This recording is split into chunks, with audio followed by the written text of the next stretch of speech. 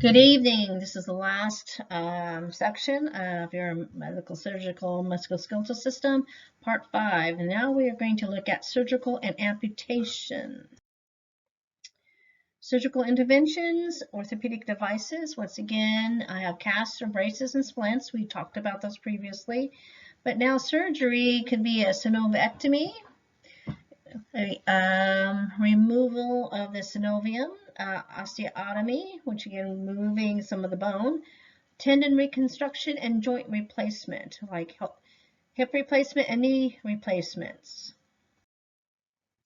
Total hip replacement, once again, discharge teaching. We've got to make sure that they understand that it's okay to lie on this operated side now. For 3 months, we do not want them to cross their legs. This will cause that joint to pop out because the muscles still need to get stronger and being able to keep that hip joint in. Put a pillow between your legs when rolling over on or lying on your side. Once again, the action of laying on your side can actually, with that top leg coming down, can actually pop out the hip joint as well. And saying it is okay to bend your hip, but not beyond a 90 degree. Once again, 90 degrees is sitting up straight. If you're leaning even further, that's too much, and it actually can pop the hip joint out the socket again. Avoid sitting in low chairs, once again. And continue the daily exercise program. Once again, this daily exercise program is all about strength training those muscles and getting them back into shape. Moving on, now we're going to look at amputations, lower and upper extremity amputations.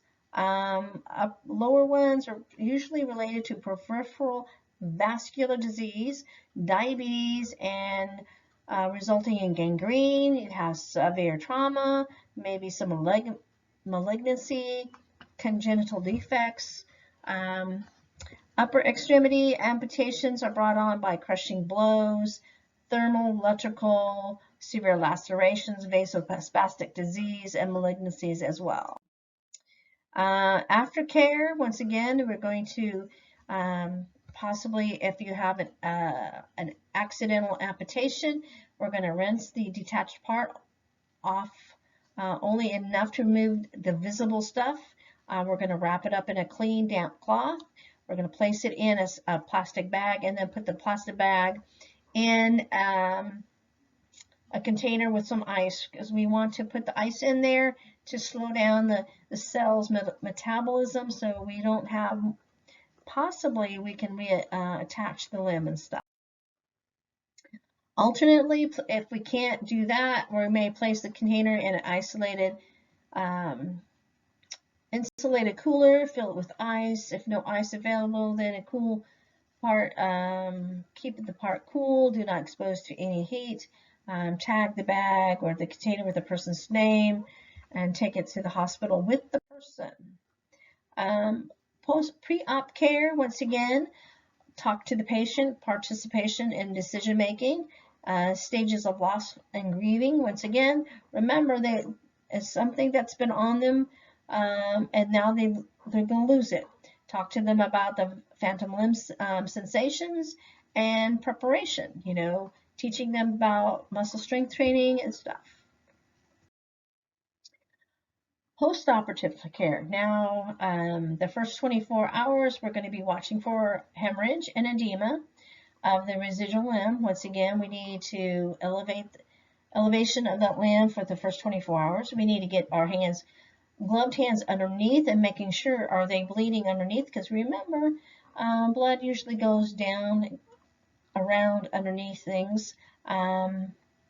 And dressing care. Once again, a lot of times we will remove the dressing. We will just reinforce it because there may be a clot in there that's trying to develop.